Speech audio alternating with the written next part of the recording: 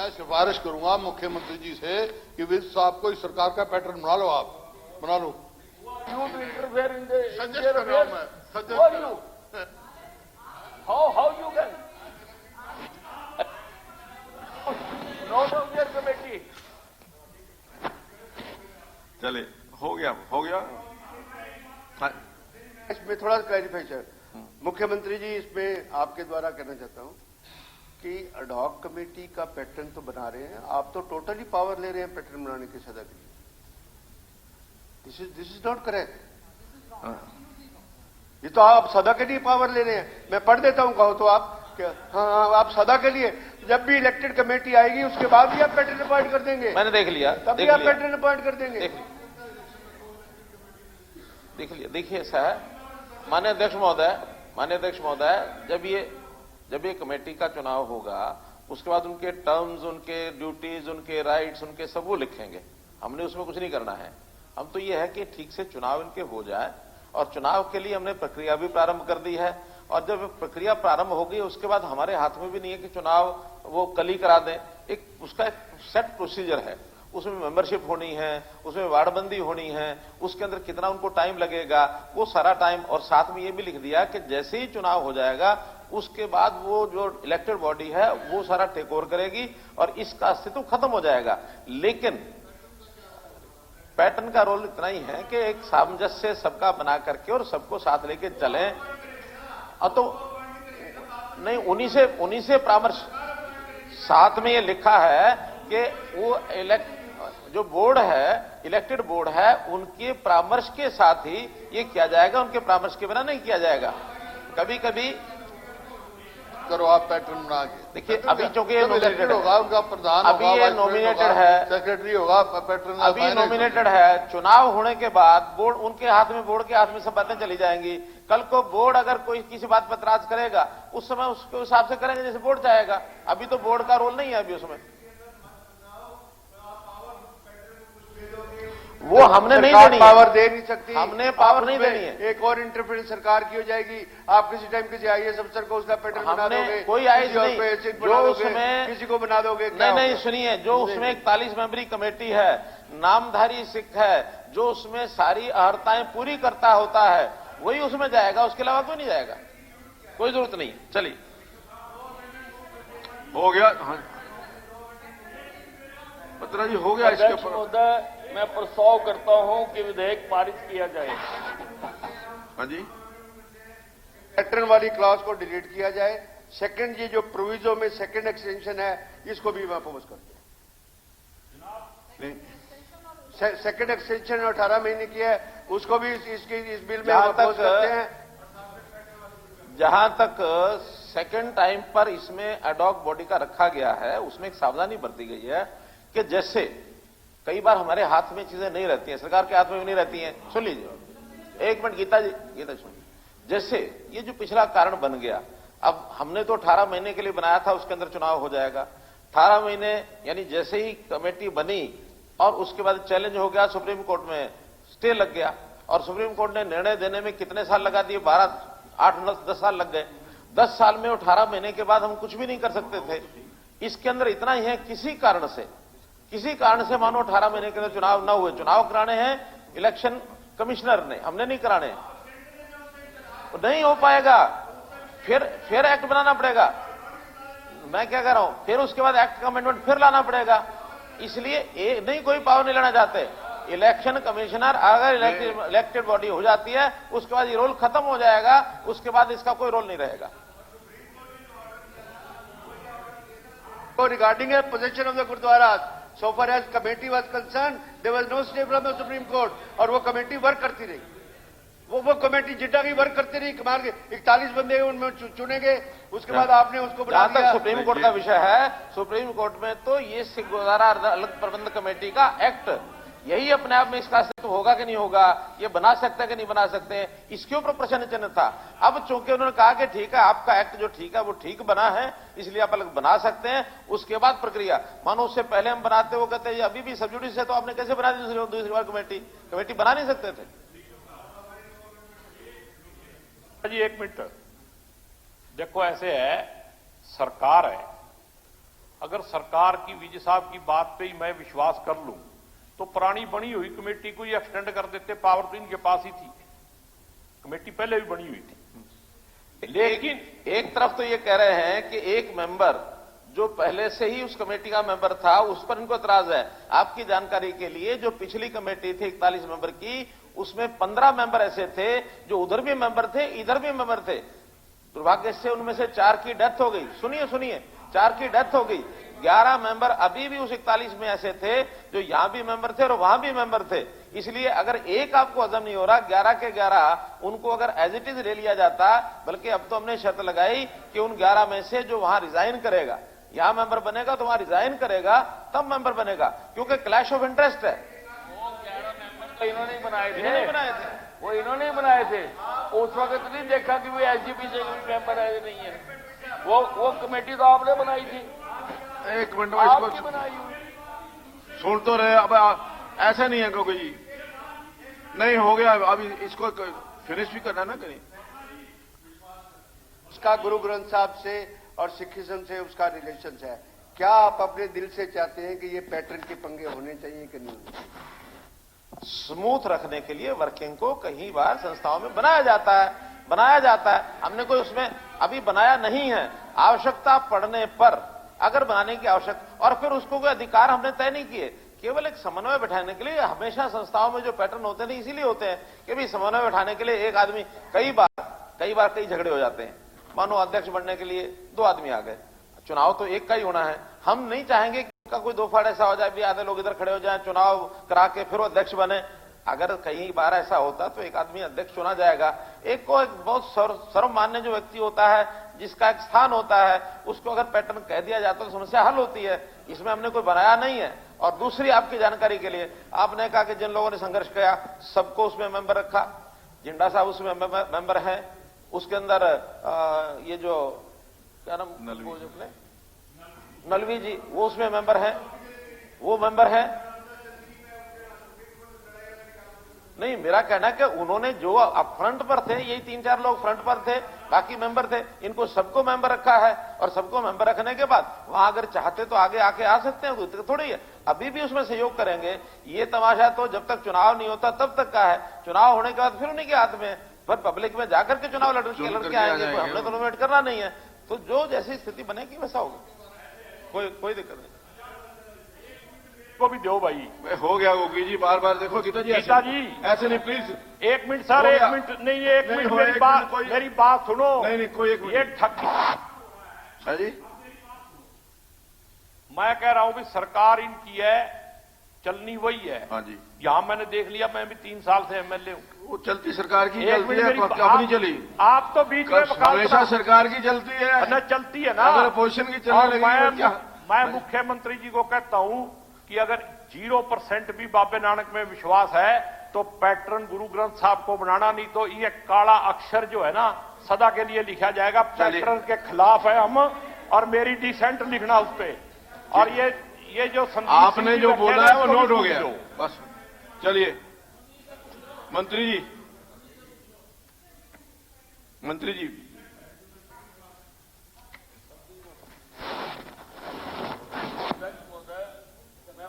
करता हूं कि विधेयक पारित किया जाए। प्रश्न है कि हरियाणा सिख गुरुद्वारा प्रबंधक संशोधन विधेयक पर तुरंत विचार किया जाए। जो इस प्रस्ताव के पक्ष में है वो कृपया हां कहें। जो इस प्रस्ताव के विपक्ष में है वो कृपया ना कहें। हां पक्ष की जीत हुई, हां पक्ष की जीत हुई, प्रस्ताव स्वीकृत हुआ। अब सदन विधेयक पर क्लास बाय क्लास विचार करेगा। सब क्लास 2 ऑफ क्लास 1 प्रश्न है जी। नहीं, आपका नोट हो गया अमेंडमेंट क्या? नहीं, जब एज इट इज, नहीं, जब एज इट इज जो प्रस्ताव है वो पास हो गया है। नहीं, आपकी नोट हो गई है, जो आपकी प्रोसीडिंग है उसमें नोट हो गई है। नहीं, वो तो नोट हो गई है उसमें। हाँ जी। हाँ, तो सरकार ने नहीं माना ना उसको, सरकार ने नहीं माना उसको, सरकार ने नहीं माना। सब क्लास 2 ऑफ क्लास 1 प्रश्न है कि सब क्लास 2 ऑफ क्लास 1 विधेयक का पार्ट बने। जो इस प्रस्ताव के पक्ष में है वो कृपया हां कहें। जो इस प्रस्ताव के विपक्ष में है वो कृपया ना कहें। हां पक्ष की जीत हुई, हां पक्ष की जीत हुई, प्रस्ताव स्वीकृत हुआ। सब क्लास 2 ऑफ क्लास 1 विधेयक का पार्ट बना। क्लास 2 प्रश्न है कि क्लास 2 विधेयक का पार्ट बने। जो इस प्रस्ताव के पक्ष में है वो कृपया हां कहें, जो इस प्रस्ताव के विपक्ष में है वो कृपया ना कहें। हां पक्ष की जीत हुई, हां पक्ष की जीत हुई, प्रस्ताव स्वीकृत हुआ। क्लास 2 विधेयक का पार्ट बना। क्लास 3 प्रश्न है कि क्लास 3 विधेयक का पार्ट बने। जो इस प्रस्ताव के पक्ष में है वो कृपया हां कहें, जो इस प्रस्ताव के विपक्ष में है वो कृपया ना कहें। हां पक्ष की जीत हुई, हां पक्ष की जीत हुई, प्रस्ताव स्वीकृत हुआ। क्लास 3 विधेयक का पार्ट बना। सब क्लास 1 ऑफ क्लास 1 प्रश्न है कि सब क्लास 1 ऑफ क्लास 1 विधेयक का पार्ट बने। जो इस प्रस्ताव के पक्ष में है वो कृपया हां कहें, जो इस प्रस्ताव के विपक्ष में है वो कृपया ना कहें। हां पक्ष की जीत हुई, हां पक्ष की जीत हुई, प्रस्ताव स्वीकृत हुआ। सब क्लास 1 ऑफ क्लास 1 विधेयक का पार्ट बना। अनेक्टिंग फार्मूला प्रश्न है कि अनेक्टिंग फार्मूला विधेयक का अनेक्टिंग फार्मूला हो। जो इस प्रस्ताव के पक्ष में है वो कृपया हां कहें, जो इस प्रस्ताव के विपक्ष में है वो कृपया ना कहें। हां पक्ष की जीत हुई, हां पक्ष की जीत हुई, प्रस्ताव स्वीकृत हुआ। अनेक्टिंग फार्मूला विधेयक का पार्ट बना। टाइटल प्रश्न है कि टाइटल विधेयक का टाइटल हो। जो इस प्रस्ताव के पक्ष में है वो कृपया हां कहें, जो इस प्रस्ताव के विपक्ष में है वो कृपया ना कहें। हां पक्ष की जीत हुई, हां पक्ष की जीत हुई, प्रस्ताव स्वीकृत हुआ। टाइटल विधेयक का टाइटल बना। अब माननीय गृह मंत्री प्रस्ताव प्रस्तुत करेंगे कि विधेयक पारित किया जाए। अध्यक्ष महोदय, मैं प्रस्ताव करता हूं कि विधेयक पारित किया जाए। प्रस्ताव प्रस्तुत हुआ कि विधेयक पारित किया जाए। प्रश्न है कि विधेयक पारित किया जाए। जो इस प्रस्ताव के पक्ष में है वो कृपया हां कहें, जो इस प्रस्ताव के विपक्ष में है वो कृपया ना कहें। हां पक्ष की जीत हुई, हां पक्ष की जीत हुई, प्रस्ताव स्वीकृत हुआ। विधेयक पारित हुआ।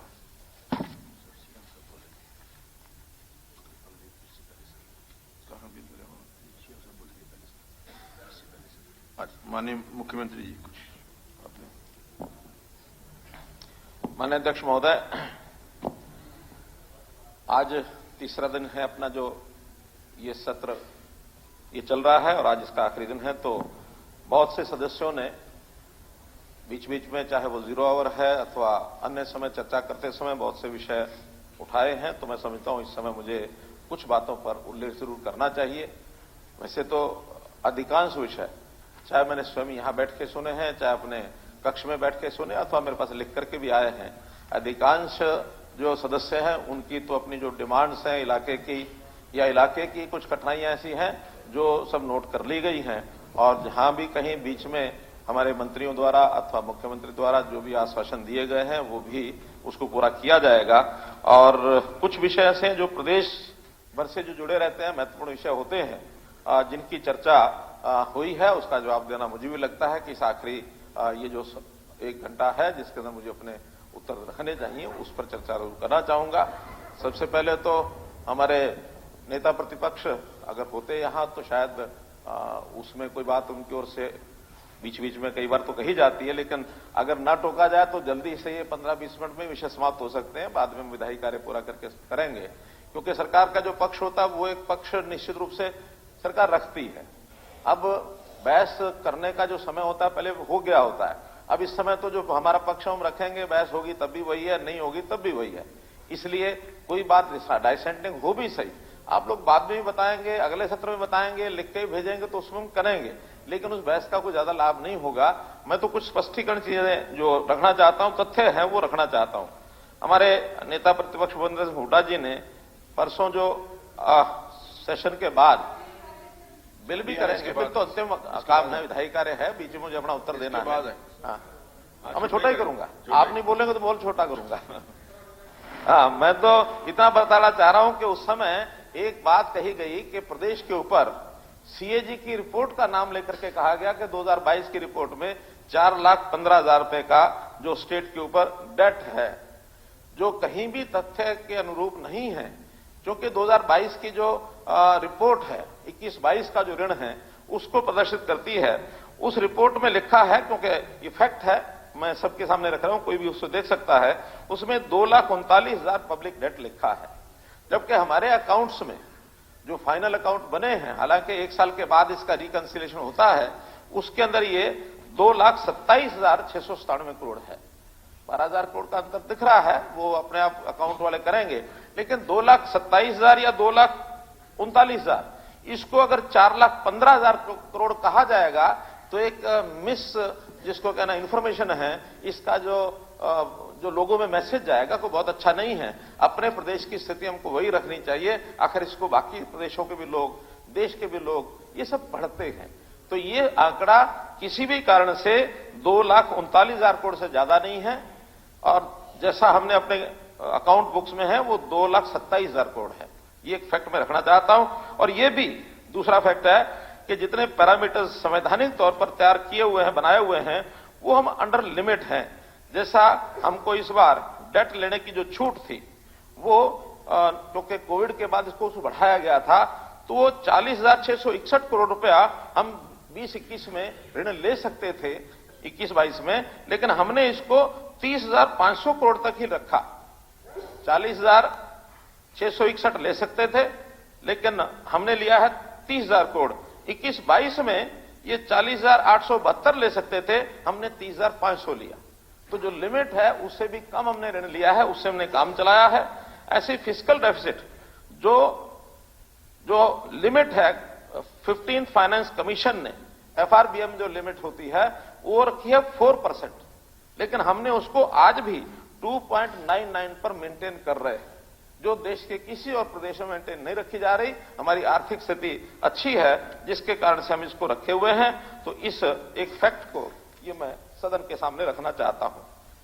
दूसरा एक विषय यहां उठाया गया है, गुरुग्राम जिले में कासण और उसके आसपास के गांव, जिसकी जमीन वो एक्वायर की गई थी 2009 में या 10 में, लेकिन सुप्रीम कोर्ट में, पहले तो नीचे कोर्ट्स में गया, फिर सुप्रीम कोर्ट में गया। सुप्रीम कोर्ट ने जो एक्विजिशन है उसको अपहेल्ड किया कि 2010 के रेट पर ही आप जो है ये जमीन जो है ये सरकार ने एक्वायर की है, ले सकते हैं। इसके अंदर एक कठिनाई पैदा क्या हुई कि सुप्रीम कोर्ट ने कहा कि जो उस समय के रेट्स थे वही रेट देने हैं, ज्यादा नहीं देने हैं। और वो रेट कैलकुलेट करने के बाद जो भी सिस्टम जो एक्विजिशन एक्ट का है 92 लाख रुपया लगभग ये पर एकड़ का रेट बना है। कोर्ट ने आगे उस पर इंटरेस्ट देने की भी मनाही कर दी। लेकिन आज जब वहां आंदोलन हुए, हमको भी लगता है कि गुरुग्राम जैसे शहर में ये रेट बहुत कम है, 92 लाख रुपया 10-12 साल के बाद उनको मिल रहा है। तो एक स्पेशल प्रोविजन वहां की जो उनके किसानों के ग्रुप्स हैं वो भी हमको मिलते रहे, धरना भी चल रहा है। तो उनसे मिलने के बाद एक निर्णय क्या, सरकार ने पॉलिसी एक बनाई है और उसमें कुछ लोगों से बातचीत हुई है, जब उन्हें 2,40,00,000 रुपया उनको मिल जाए, ऐसी कोई एक सिस्टम बना करके उनका डिक्लेयर करेंगे। उनका मत था कि नहीं, इसको बढ़ाया जाए। अंत में हमने भी उनसे स्वीकार किया कि ठीक है, 2,40,000 से बढ़ा करके पॉलिसी स्पेशल बनाएंगे। और ये पॉलिसी स्पेशल उसी एक एक्विजिशन के लिए है, सबके लिए नहीं है। उस एक के लिए बनाने के बाद अब जो 92 लाख रुपए के अतिरिक्त, जिसमें 450 मीटर पर एकड़ ये प्लॉट भी दिया जाता है जो पहले की पॉलिसी है, हमने उसको बदल करके उसको 1,000 मीटर कर दिया है, बजाय 450 के 1,000 मीटर कर दिया है। और सुविधा क्या दी है कि 1,000 मीटर के बाद करने के बाद भी चाहे तो उसको बाजार रेट पर बेच लें, जब भी वो डेवलप हो जाएगी तब उसको हैंडओवर करेंगे। अब उसके बदले में जो डेवलपमेंट चार्जेस लगा करके और जमीन की कीमत लगा करके जो 16,500 बनता है वो उनसे लेंगे, और जो बाजार रेट है वो बेचेंगे। तो 16,500 रुपया पर मीटर के हिसाब से उनका 92 लाख रुपया काट करके बाकी उस समय उनसे 2 साल के बाद लिया जाएगा। उनको एक प्रमाण पत्र दे दिया जाएगा, और यदि वो चाहें तो 3 महीने बाद ये प्रमाण पत्र मिलेगा। 15 दिन में अगर वो चाहें तो उस प्रमाण पत्र को सरकार को देकर के जो उनका सर्टिफिकेट होगा, बायबैक भी सरकार कर लेगी। और उस बायबैक का जो रेट है वो भी अपने उनको बता देंगे कि आज की डेट में 34,100 रुपया कैलकुलेशन करने के बाद ये लगभग 2,67,000 रुपया, 2,67,00,000 रुपया पर एकड़ बनता है। जो 2,40,00,000 कहा था उसको हमने 2,67,00,000 रुपया पर एकड़ कर दिया है। और एक और उसमें भी जैसे एन्युटी होती है 21,000 रुपया पर एकड़ पर ईयर, ये दिया जाता है। जिसमें 750 रुपया हर साल वो बढ़ता रहता है, उस इक्विटी का भी 33 साल की इक्विटी होती है, उसका हमने हिसाब लगा लिया है। अगर कोई आदमी इक्विटी भी नहीं लेना चाहता तो उसको उसका रेट 34,450 अर्थात 350 रुपया पर गज, ये ज्यादा उसको मिल जाएगा। ये लगभग 3.5 लाख रुपया 1000 मीटर के ऊपर 3.5 लाख रुपया बनता है ये, और एक साथ लमसम ये उनको दे दिया जाएगा। लेकिन ये सारी पॉलिसी होगी नो लिटिगेशन पॉलिसी। अगर इस पर सहमति होती है और वो इतना स्वीकार करते हैं, या तो इतना पैसा उनको मिल जाएगा, और या फिर 92 लाख प्लस 1000 मीटर बेचेंगे। उस समय 2 साल के बाद उनका वो जो 16,500 वो वापस उनको जमा कराना पड़ेगा। तो ये सारा नो लिटिगेशन। हां, अगर नो लिटिगेशन पॉलिसी पर नहीं आते तो जो सुप्रीम कोर्ट ने फैसला किया है 92 लाख प्लस 450 मीटर ये उनको मिलेगा। फिर कोर्ट में जाएंगे, कोर्ट जो फैसला करेगा वो मान्य होगा। ऐसी एक पॉलिसी हमने बनाई है, और मुझे लगा कि ये घोषणा यहां करने से, क्योंकि हमारे विधायक वहां के हैं श्री जरावता जी ने ये विषय उठाया था, इसलिए मैंने इसको यहां बताना ठीक समझा है।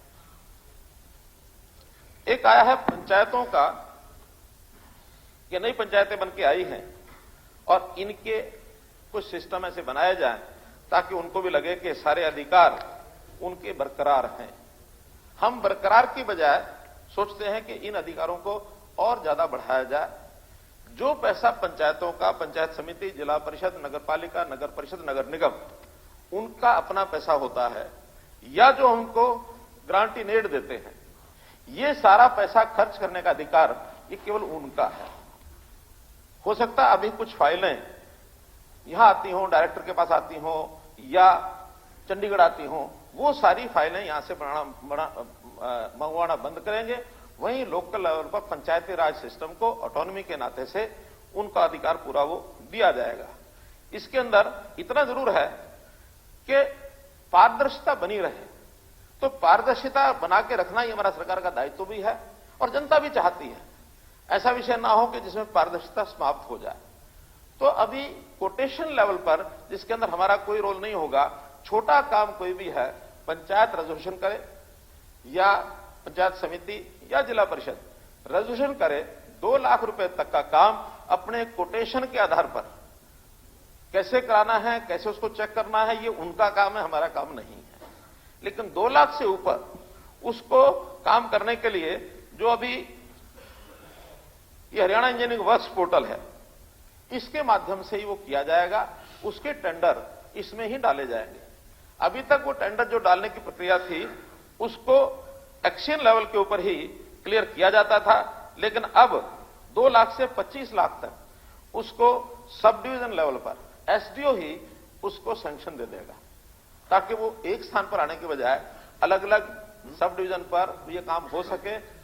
बजाय 22 जिलों के जिला केंद्रों पर होने के बजाय सब डिवीजन जितने भी हैं उतने लेवल पर काम हो जाए, उसको थोड़ा स्पीड फास्ट हो जाएगी। और इसकी जो एडमिनिस्ट्रेटिव अप्रूवल है, हर जगह जो ग्राम पंचायत का सरपंच है, यानी बॉडी पास करेगी, पंचायत उसको पास करेगी रेजोल्यूशन, और सरपंच उसका अप्रूवल देगा। पंचायत समिति उसकी जो समिति है, बॉडी है, वो उसको पास करेगी, और अप्रूवल जो है वो चेयरमैन पंचायत समिति। ऐसे ही जिला परिषद अप्रूवल से वहीं वो करेंगे, और वहीं उनका टेक्निकल सैंक्शन जो देनी होती है वो 2 लाख से 25 लाख रुपए तक तो सब डिवीजन लेवल पर, और 25 लाख से 1 करोड़ तक एक्शन लेवल पर, 1 करोड़ से 2.5 करोड़ रुपए तक एससी लेवल पर, और 2.5 करोड़ से ऊपर ये चीफ इंजीनियर लेवल पर आएगा। क्योंकि 2.5 करोड़ से ऊपर के काम बहुत कम होते हैं, बड़े काम होते हैं, इसलिए चीफ इंजीनियर का रोल उसमें टेक्निकल सैंक्शन के लिए रखा है। लेकिन अप्रूवल वहीं पर उनके चेयरमैन और सरपंच ये सब करेंगे, उसमें हम नहीं करेंगे। अब विषय आता है कि कहीं कहीं उनका जो अपना बजट है वो विकास के कामों में कई बार कम पड़ जाता है। तो कम पड़ता है क्योंकि उनका निश्चित बजट है, चाहे उसमें फाइनेंशियल स्टेट फाइनेंस कमीशन का हो, सेंट्रल फाइनेंस कमीशन का हो, उनकी अपनी इनकम हो, या स्टैंप ड्यूटी में पैसा मिलेगा, या उनके कहीं लीज बनी होती है, ठेका होता है, ये इनकम आती है। जो इनकम आती है वो सारा खर्च करने का अधिकार उनका। अगर कहीं कम पड़ता है वो फिर रूरल डेवलपमेंट डिपार्टमेंट की ओर से या HRDF की ओर से या कुछ अन्य जो रिजर्व फंड हमारे किसी स्कीम के होंगे, उस स्कीम में से ऑन डिमांड उनको दिए जाएंगे। ऑन डिमांड दिए जाएंगे तो उनके जो छोटे काम हैं, 25 लाख रुपए तक के जो काम हैं, उनको कराने के लिए उनको मिलेगा। 25 लाख से ऊपर का कोई काम है वो डायरेक्ट डिपार्टमेंट कराएगा, रूरल डेवलपमेंट डिपार्टमेंट, और उसका जो अधिकार है वो स्टेट गवर्नमेंट के पास रहेगा कि उसकी अप्रूवल और उसकी सैंक्शन ये स्टेट गवर्नमेंट के ही अधिकारी देंगे। ये काम चूंकि उनका अपना पैसा, हम एक्स्ट्रा जो दे रहे हैं 25 लाख से नीचे वाले काम, उसको तो उसी पैटर्न पर कराएंगे जो उनका अपना पैसा। 25 लाख से ऊपर के काम स्टेट गवर्नमेंट में, जैसे 25 से 1 करोड़ रुपया सीओ जिला परिषद अप्रूव करेगा, एक्शन उसकी सैंक्शन देगा। 1 करोड़ से 2.5 करोड़ तक डायरेक्टर पंचायत ये अप्रूवल देगा और सुपरिटेंडेंट इंजीनियर वो उसका सैंक्शन करेगा। 2.5 करोड़ से 5 करोड़ एडमिनिस्ट्रेटिव सेक्रेटरी अप्रूवल देगा। EIC या जहां EIC जिस डिपार्टमेंट में नहीं होते और डिपार्टमेंट में ऐसे हम कर रहे हैं, वहां चीफ इंजीनियर वो जो है उसका टेक्निकल सैंक्शन देंगे। 5 करोड़ से 10 करोड़ मंत्री डिपार्टमेंट के वो उसके एडमिनिस्ट्रेटिव अप्रूवल देंगे और EIC और चीफ इंजीनियर वो उसके सैंक्शन देंगे। और 10 करोड़ से ऊपर चीफ मिनिस्टर ऑफिस में एडमिनिस्ट्रेटिव अप्रूवल के लिए आएगा और technical sanction engineer in chief या चीफ इंजीनियर वो देंगे। तो इस तरीके से जो स्टेट गवर्नमेंट के भी प्रावधान है वो किए गए हैं, और मैं समझता हूं इसके अंदर हमने जितनी भी ऐसी पावर्स हैं जो पंचायतों को, जिला परिषद और ब्लॉक समिति अथवा ऐसे ही पैटर्न एक बनाएंगे, उसके शायद अमाउंट कुछ अलग हो सकती है, लेकिन नगर निगम, नगर पालिका और नगर परिषद उसका भी एक पैटर्न बना दिया है। ध्यान यही रखा है कि जो पैसा उन संस्थाओं का है उसमें स्टेट गवर्नमेंट का कोई हस्तक्षेप नहीं रहेगा। इसी प्रकार हाँ जी बना देंगे, बना दीजिए सर। बना देंगे। आपकी पैटर्न जनता है, जनता जरूर देख लेगी आपको क्या कर रहे हैं। पैटर्न बने ना बने, हम लोग हर काम के लिए पोर्टल जरूर बना देंगे। हर काम के लिए पोर्टल जरूर बना देंगे। देखिए, कहने के लिए ये जो कटाक्ष किया जा रहा है कि हमारी सरकार पोर्टल की सरकार है, लेकिन मैं आपको विश्वास दिलाना चाहता हूं, जब से आईटी का सिस्टम शुरू हुआ है, 21वीं सदी जिस भी प्रकार से काम को आगे बढ़ाना चाह रही है, आज टेक्नोलॉजी के बिना ये चीजें संभव नहीं है। कोई एक समय था जब मैनुअल जो सारी चीजें चलती थी और एक फाइल यहां से चल करके वहां तक स्टेट हेडक्वार्टर तक या जहां भी जानी होती थी, सरकार को एक नाम दिया गया था, सरकार क्या, जो सरक कर चले, वो सरकार। लेकिन हमको आज के युग में इसको स्पीड बनाना है। स्पीड माने कोई चीज अगर नीचे किसी बूथ लेवल पर भी हो रही है और वो अगर टेक्निकली उसके अंदर एंटर कर दिया, कोई ऐप बना दी, पोर्टल बना दी, कुछ बना दी, तो जिस समय वहां एंटर किया उसी समय जिसको भी उसको अधिकार है देखने का, फट अपना लॉगिन करे, वो उसको देख सके। सबकी नजर इसके ऊपर रहे ताकि काम में स्पीड आए, काम की कॉस्टिंग को चेक किया जा सके, भ्रष्टाचार ना हो सके, क्वालिटी को ध्यान रख सके।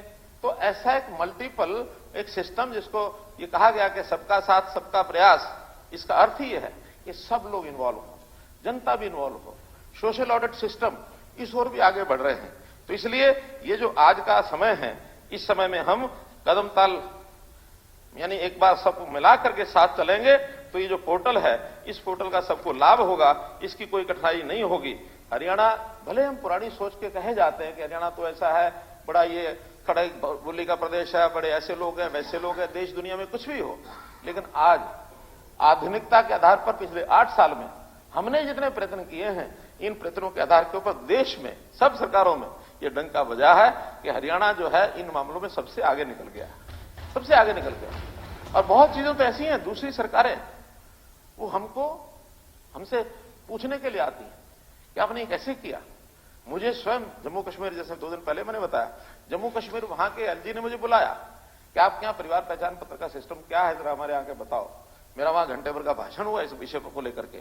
महाराष्ट्र के लोग ही हमारे पास आए, पड़ोस में अपनी राजस्थान सरकार, उन्होंने भी बहुत से हमारे जो विषय उनको समझा है। हमारी ट्रांसपेरेंट पॉलिसी 8 राज्य, उसमें कोई पार्टी के हिसाब से नहीं, जिन राज्यों को लगता है कि यह अच्छी पद्धति है, और हम भी सीखते हैं, जब कोई अच्छी बात कहीं से बाहर से होती है तो हम सीखते हैं। हमारा आपस में अगर एक फेडरल, ये हमारा एक स्टेट है, फेडरल कोऑपरेटिज्म है, तो हमको सबसे अच्छी बातें सीखनी चाहिए और अपनी कोई अच्छी बात हो दूसरे को बतानी चाहिए। तो इसलिए ये जो सीखने का समय है इसको हमें गंवाना नहीं चाहिए, और इसमें तो हमारी स्पीड, इसका जरूर हमें ध्यान रखना चाहिए कैसे हम स्पीड बढ़ा सकते हैं। एक कहानी है, एक बार 2 नौजवान जा रहे थे कहीं रास्ते में और उनको किसी गांव जाना था। नाम पता था गांव का, लेकिन किधर है, कौन सी दिशा है, कितना समय लगेगा जाने में, कितने किलोमीटर है, कितने मील है, ये नहीं पता था। किसी ने कह दिया होगा ये गांव है, जाओ। अब वो चल पड़े, पैदल जा रहे थे। तो रास्ते में एक बुजुर्ग मिले, उनको लगा कि इस बुजुर्ग से पूछना चाहिए कि फलाना गांव कहां है, किस साइड में है, कितना टाइम लगेगा, कितनी दूर है। उनको पूछा कि बाबा ये बताओ कि अमुक नाम का गांव है, ये कितनी दूर है, हमको कितना टाइम लगेगा वहां पहुंचने में। बाबा चुप। 1-2 मिनट बाद फिर उन्होंने पूछा, बाबा बता। बाबा फिर चुप। फिर उसके बाद तीसरी बार फिर पूछा, बाबा फिर चुप। अब ये परेशान हो गए कि हो सकता है इसको सुनता ना हो सकता है इसको हमारी बात समझ ना आई हो, हमारी भाषा ना जानता हो। निराश होकर के चल पड़े। और जैसे चले तो एक 100-200 कदम जब चले तो बाबा ने जोर से आवाज लगाई, जवानों सुनो सुनो सुनो सुनो। दौड़े दौड़े आ गए कि ये क्या हुआ, बाबा हमको तो जवाब ही नहीं दे रहा था, हमको बुला रहा है। बुला लिया कि भी देखो जिस गांव में तुम जा रहे हो ना, रास्ता तुम्हारा ठीक है, जा रहे हो जिस दिशा में, यही दिशा है। जंगल होते थे, कोई रास्ते तो होते नहीं थे, जंगल में से निकल के जाना होता था, लेकिन तुम 2 घंटे में पहुंच जाओगे। ले बाबा ये क्या बात हुई, हमने 1 बार 2 बार 3 बार पूछा, आपने बताया नहीं। अब आपने दूर से बुला के बताया कि हाँ 2 घंटे में पहुंच जाओगे। कि बेटा जब तुमने पूछा, हमें तुम्हारी गति पता नहीं थी कि किस गति से चलोगे। अब जब तुमने 100-200 कदम चल लिए हो, मुझे ध्यान में आ गया तुम्हारी ये गति है, तो तुम्हारी गति को देख करके, तुम्हारी चाल को देख करके मैंने बता दिया तुम 2 घंटे में पहुंच जाओगे। तो निश्चित रूप से हमारी जो चाल है, इस चाल को देख करके आज देश और दुनिया कहने लगी है कि हरियाणा बहुत जल्दी आगे पहुंचेगा, हम कहीं पीछे रहेंगे नहीं। इसलिए इस ऑनलाइन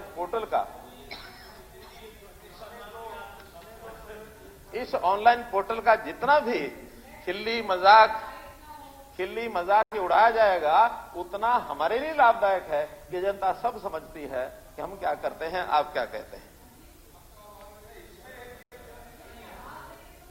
आप जो एसडीओ का वो कहा है ना सर, उसमें केवल उनका टाइम फिक्स जरूर कर दे, जिसमें काम शुरू हो जाए। हाँ, टाइम कराएं, ये दिक्कत आ रही है। ठीक है। तो मेरा ये कहना है कि इन सब विषयों पर हमारा ध्यान है, जो कठिनाइयां कमियां ध्यान कराई गई हैं, जरूर हमारे अधिकारी सुन रहे हैं। एक एक चीज पर हम इस पर ध्यान करके आगे बढ़ाया गया। एक हमारे विशनल सैनी जी ने तालाबों का विषय उठाया था। अथॉरिटी के पास बहुत बड़ा काम है ये। 14,000 तालाब है हरियाणा के, 8,000 तालाब ऐसे हैं जिनके लिए काम की आवश्यकता है, जिनके ऊपर करने की ओवरफ्लो है, और जो पोल्यूटेड हैं, जिनकी जहां कहीं कब्जे भी हैं, तो इन सारे का काम करने के लिए उन्होंने अपने हाथ में काम लिया है। अभी तक 1762 तालाबों का जो जीर्णोद्धार का काम है वो शुरू हो चुका है। 663 तालाबों का काम ये पूरा भी हो चुका है।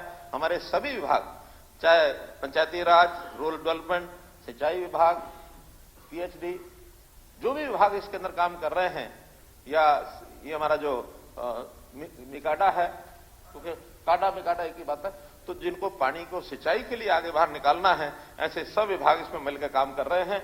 गति इनकी बहुत अच्छी है, ठीक है, फिर भी इस गति को बढ़ाने के लिए इसमें और कुछ इंजीनियर्स या और डिपार्टमेंट का कोऑर्डिनेशन, इसको हम और तेज करेंगे।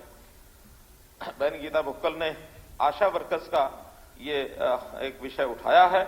तो एक तो विषय था कि जो पंचायतों में चुनकर आई हैं वो रेगुलर कर्मचारी नहीं हैं, सरकार उनसे इस्तीफा कैसे मांग सकती है, ये विषय उठाया उन्होंने। तो उसमें इतना ही है कि जहां भी कहीं ये किया गया होगा, वो किसी एक इंप्रेशन में जरूर किया गया होगा कि इनका काम रेगुलर एक 8-10 घंटे का काम होता है, तो पंचायतों में जाएंगे तो वहां काम नहीं कर पाएंगे।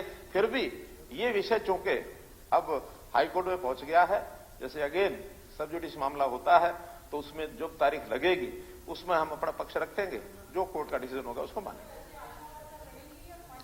कोर्ट हाँ, जब कोर्ट, अब तो जब कोर्ट ही वही डिसाइड कोर्ट का करेगा। सब जुडिस हम कुछ नहीं कहेंगे, अब तो कोर्ट ही डिसाइड, अभी करेंगे, अभी कोई एक्शन नहीं होगा, जब अभी तक कोई कोई एक्शन स्टे नहीं नहीं होगा है जब या तक कोई कोर्ट का ऑर्डर डिसीजन नहीं है, होगा। तब तक तो कर ही रहेंगे। कर ही रहेंगे। ऐसे ही एक विषय शिक्षा के बारे में कई लोगों ने विषय उठाए हैं, मैं ब्रीफ में उन सब बातों को ध्यान कराऊंगा। हाँ जी, अब विषय सुनूंगा, अभी इसके बाद डिस्कशन नहीं। शिक्षा के विषय में जैसे निजी विद्यालय और सरकारी विद्यालयों की बात हमारे वरुण जी ने शायद बैठे नहीं, अब आ गए हैं, तो इसमें मेरा इतना ही कहना है कि हम किसी भी विद्यार्थी को, खास करके गरीब विद्यार्थी को, जिनकी इच्छा यह है कि हम सरकारी स्कूल के बजाय निजी स्कूल में पढ़ना चाहते हैं, ऐसे लोगों के लिए एक योजना बनाई गई है जिसमें उनकी फीस, अगर वो सरकारी स्कूल की बजाय निजी स्कूल में पढ़ना चाहते हैं और वहां पर हमें भी कोई 10-20 लोग कहीं आसपास के स्कूल में जाएं, लेकिन उनकी आय 1,80,000 से नीचे ये तय है, उसके अलावा हम किसी की मदद नहीं करेंगे। ऐसे बच्चों को अगर जाते हैं और स्कूल एक्सेप्ट करता है, क्योंकि स्कूल एक्सेप्ट नहीं करेगा तब भी नहीं, हमने स्कूलों से ऑफर मांगी है, तो हमारे अभी तक 381 प्राइवेट स्कूलों ने दूसरी से 12वीं कक्षा तक 1881 छात्रों को ये दाखला दिया है और उनकी फीस बिल्कुल तय कर दी है कि दूसरी से 5वीं तक 700, छठी से 8वीं तक 900, 9वीं से 12वीं तक 1100 या स्कूल द्वारा जो फॉर्म 6 भरा जाता है उसकी फीस दोनों में से जो कम होगी वो उनको दी जाएगी। और उसके आधार पर अभी तक हमने 15,64,995 रुपए फीस इसकी जो प्रतिपूर्ति है ये कर दी है। और इस विषय में हमें कोई बहुत अंतर बड़ा पड़ता नहीं है, क्योंकि लाखों विद्यार्थियों में से अभी अगर 1881 गए भी हैं, लेकिन उनको एक मौका सबको दिया है, नहीं नो डिफरेंस। तब अभी ये था, बाद में कोई और होगा तो आप देंगे, मैं कहता हूं चलो बाद में किसी और का होगा ना, किसी और का होगा, बाद में करें। नहीं कोई बात रह जाएगी तो बाद में भी है ना, अपन तो अभी यही है, कौन सा 2022 का ही ये सेशन आखिरी है, 23 के तो शुरू होने अभी।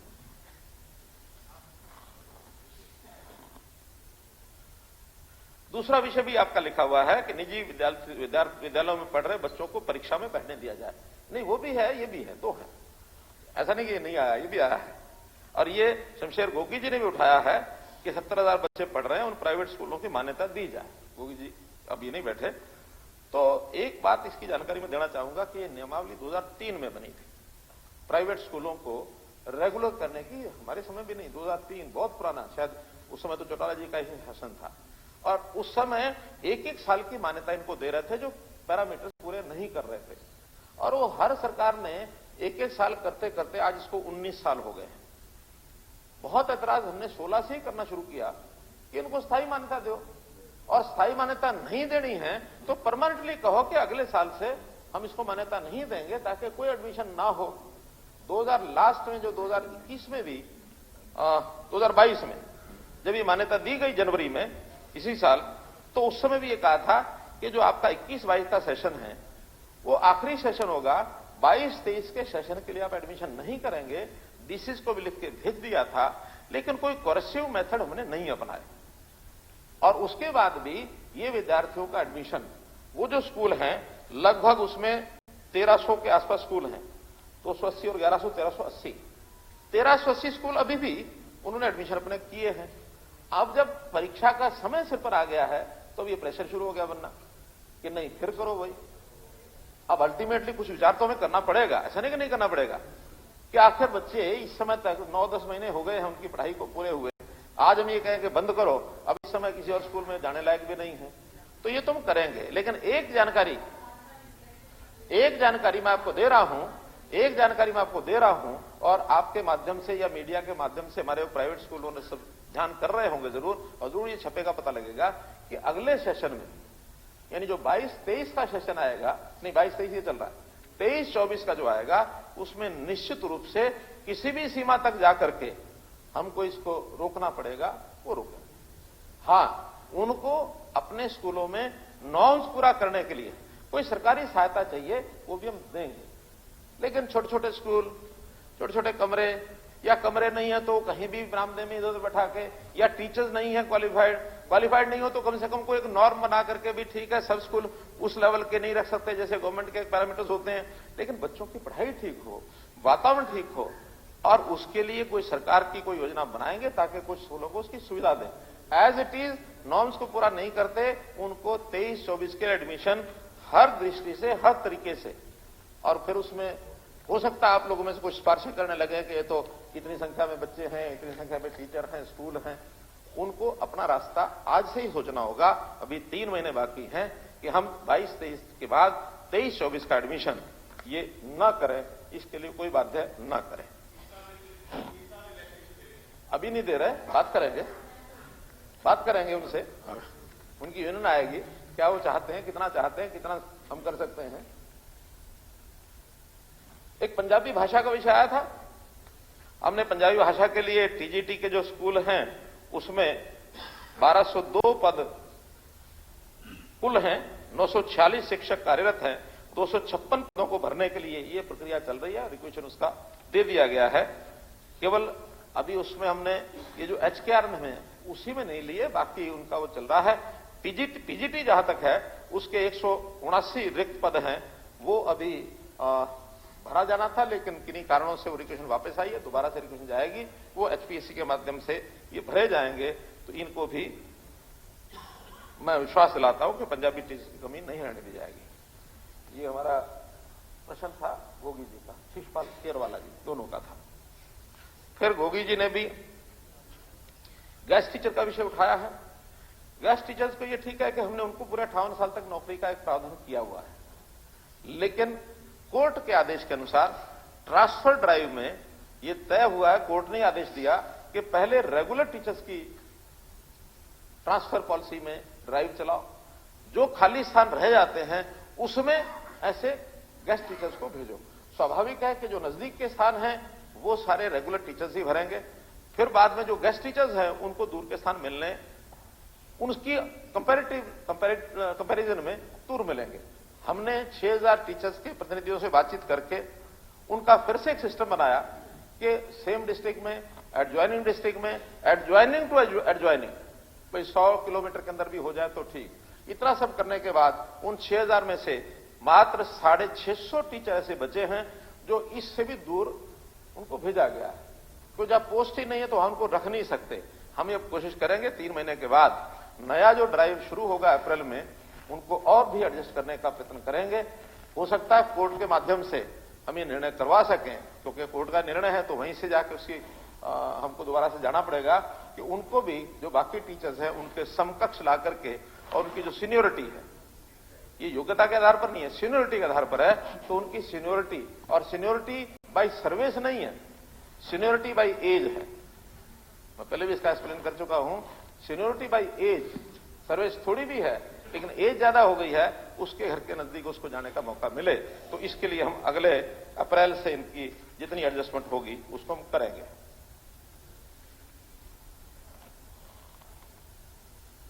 इसी प्रकार कादयान साहब बैठे हैं। एक विषय हर बार, लगभग हर बार, नहीं तो एक आध सेशन को छोड़ के आता है, बेरिका कॉलेज। बेरिका कॉलेज 2016 में घोषणा की थी, मैं मानता हूं, लेकिन जब डिपार्टमेंट के पास विषय गया तो वो भी बच्चों की संख्या कॉलेज के हिसाब से देखते हैं, एक कॉलेज की दूरी दूसरे कॉलेज से कितनी हो इसको भी देखते हैं। अब बधाई की पात्र है हमारी गीता बुक्कल बहन जी के, इन्होंने झज्जर जिले में भरमार की कॉलेजेस खोलने की, और इतनी भरमार की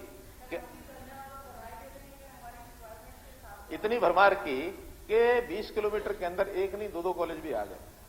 अब बेरी चौके दुजाना से भी नजदीक है। चलिए ठीक है, आप जैसा करेंगे मैं देख लूंगा, वो तो आप कर लेंगे, ठीक है। आप वहां बैठ करके जो करेंगे। सुनिए मैं बता रहा हूं आगे। ये आप जब आप घोषणा करते हो उसकी वायबिलिटी, फिजिबिलिटी, भाई बहुत लोग उस समय मौके पर कराने वाले बहुत लोग होते हैं, करते हो ना, बहुत दबाव देते हैं कि ये हेड ऑफ द स्टेट की ड्यूटी है कि वो उस फिजिबिलिटी, अब मैं क्योंकि आपको आप ये कह रहे हो कि मैं उठता नहीं, नहीं, मैं आप बता ये कहते हो मैं हाँ नहीं बढ़ता, आप तो मैं आपको बताऊं। अब मैं बता रहा हूं ना, आगे सुन लो, आगे सुन लो, आगे सुन लो। अब चूंकि आपने कहा है, हमें आपको चाल से जुड़ी हुई बात है ये नहीं, चाल मैं आप चाल जैसे को बढ़ाने के आपकी लिए चाल बता को देख के मैं भी बता दूं, 60 से 40 आए थे, अरीब जो चाल दिखाई दे रही है अब ना इस जी, बार 5 या 6 इस आप बार इधर कितने आके आएंगे, बैठोगे, इसके ये बाद आपकी चाल में बता रहे हैं। आपके जितने आएंगे उसमें आधे हमारे साथ और बढ़ जाएंगे। जितने आपके आए हुए हैं ना, इसमें से आधे और बढ़ के इधर आएंगे, चिंता मत करो। तो इसलिए अब मैं आपको इतनी ऑफर करता हूं मैं कि उस स्थान पर, चूंकि वो किसी महापुरुष के नाम से भी